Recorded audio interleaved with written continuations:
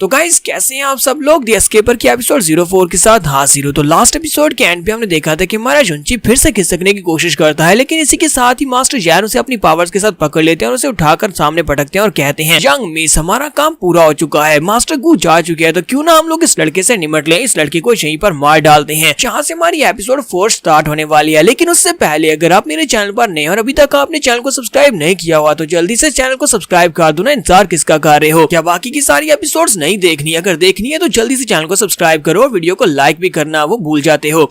तो इस एपिसोड की शुरुआत में हमारा जुंची फिर से उठकर खड़ा होता है और अंकल शान से कहता है कि बुड्ढे आदमी क्या तुम्हें इस बारे में बिल्कुल भी नहीं पता? क्या तुम्हें नहीं पता कि यंग मिस के हस्बैंड को क्या कहते हैं? यंग मिस के हस्बैंड को यंग मास्टर कहते हैं। मैं तुम्हारा यंग मास्टर हूँ, तुम्हें तो यहाँ पर मेरी इज्जत करनी चाहिए और यहाँ पर मुझे वैसी रिस्पेक्ट देनी चाहिए जैसी तुम अपनी यंग मिस को दे रहे हो। तो इस बात से अंकल शान काफी ज्यादा गुस्सा होते हैं। वो कहते हैं लड़के तुम्हारी हिम्मत कैसे हुई, तुमने यहाँ पर मुझे डांट दिया, तुम्हारी हिम्मत कैसे हुई मेरे साथ ये सब कुछ कह रहे कि चलो मैं तुम्हें यहाँ पर सबक सिखाता हूँ। तो इसी के साथ ही हमारा जुंची जो होता है वो अपनी वाइफ से कहता है वाइफ क्या तुम देख रही हो, ये बंदा यहाँ पर मुझे मारने की कोशिश कर रहा है, इसका यही एक मकसद है, ये मुझे मारना चाहता है। तो यंग मिस जो होती है वो काफी ज्यादा अच्छी होती है। यंग मिस कहती है कि हमारी जैन फैमिली के ऊपर इस लड़के का काफी बड़ा एहसान है, इस लड़के ने मुश्किल वक्त में हमारे साथ दिया है, तो मुझे लगता है कि काम खत्म होने के बाद इस लड़के को जाने देना चाहिए, हम इस लड़के को जान से नहीं मार सकते। तो मास्टरों से कहते हैं चलो फिर ठीक है लड़के, तुम यहाँ पर अपने आप को लकी समझो कि हमारी यंग मिस ने तुम्हें यहाँ पर बख्श दिया। और इसी के साथ ही वो कहते हैं यंग मिस प्लीज मुझे माफ करना, मुझे जाना होगा। इसी के साथ ही अंकल जैन वहां से चले जाते हैं। अंकल जैन के जाने के बाद मैं जुंची सोच रहा होता है आज ना कल मैं तुमसे बदला लेकर रहूंगा। बुड्ढे खूसट कहेंगे एक बार मार्शल आर्ट्स को मास्टर कर लूं, एक बार मैं टेक्निक हाथ में ले लूं, कोई भी मार्शल आर्ट्स टेक्निक मुझे आ जाए, उसके बाद देखना मैं तुम्हारा क्या करूंगा।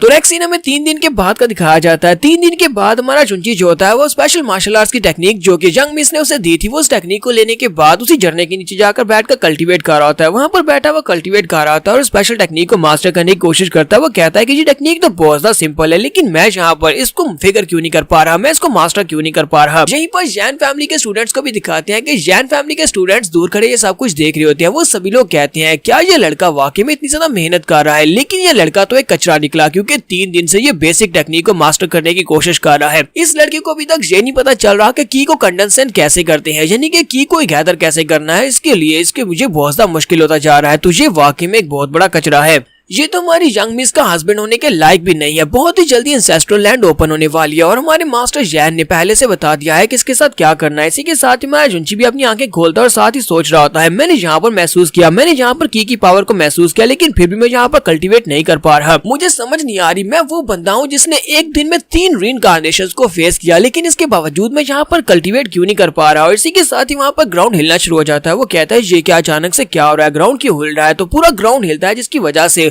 झरने के ऊपर से बड़े बड़े पत्थर नीचे की तरफ गिरते हैं। तो हमारा जुंची चिल्लाकर कहता है ये तो अर्थक्वेक है, चलो जल्दी से यहाँ से निकलो वरना वाट लग जाएगी। तो वो वहां से भागना स्टार्ट करता है, जबकि बाकी के सभी स्टूडेंट्स भी जो कि जैन फैमिली के होते हैं वो सभी लोग भी भाग रहे होते हैं और कहते हैं चलो निकलो यहाँ से, पत्थर ऊपर गिर रहे हैं। तो हमारा जुंची कहता है पता नहीं क्या हो गया, अचानक से पत्थर ऊपर से नीचे गिर रहे हैं। वो चिल्ला कर कह रहा होता है मेरी वाइफ कहाँ पर हो, जहाँ पर आओ आकर अपने हस्बैंड को बचा लो, कहीं ऐसा ना हो कि शादी के दूसरे ही दिन तुम यहाँ पर विधवा हो जाओ, चलो जल्दी से आकर मुझे बचा लो। तो फिर साथ ही हमारा जुंची जाकर एक पत्थर के पीछे छुप जाता है और कहता है लगता है कि वो अर्थक्वेक रुक गया है। और उसके बाद वो सामने की तरफ देखता है, तो वो सामने देखता है तो वहाँ पर एक बड़ा सा टेम्पल आ जाता है, वो एक बड़े से पैलेस की तरह होता है। तो हमारा जुंची कहता है ये क्या, ये तो एक बड़ा सा पैलेस है। बाकी के सभी स्टूडेंट्स भी उसी तरफ ही देख रहे होते हैं। अंकल शान और यंग मिस भी वहीं पर पहुंच जाते हैं। वो लोग कहते हैं ये क्या, ये तो अर्थ पैलेस है। तो अंकल शान कहते हैं कि जिस पल का हमें बहुत ही बेसब्री से इंतजार था वो पल आ चुका है, यही वो एंसेस्ट्रल लैंड है, ancestral land, ancestral palace open हो चुका है। अब तुम वहाँ पर जाओ, जाकर इनहेरिटेंस की पावर ले लो, इस तरह हम लोग बहुत स्ट्रॉन्ग हो जाएंगे। यंग मिस कहती है कि ये तो बहुत अच्छी बात है, चलो जल्दी से मेरे साथ चलो, हम लोग वहाँ पर जाते हैं, जाकर इनहेरिटेंस की पावर ले लेते हैं और उसके बाद हमें कोई भी यहाँ पर डरा नहीं सकेगा। तो अंकल जैन उसे कहते हैं कि यंग मिस ये वाली जगह जो है पिछले हजारों साल से बंद थी, तो मुझे लगता है कि यहाँ पर बहुत सारे ट्रैप्स हो सकते हैं,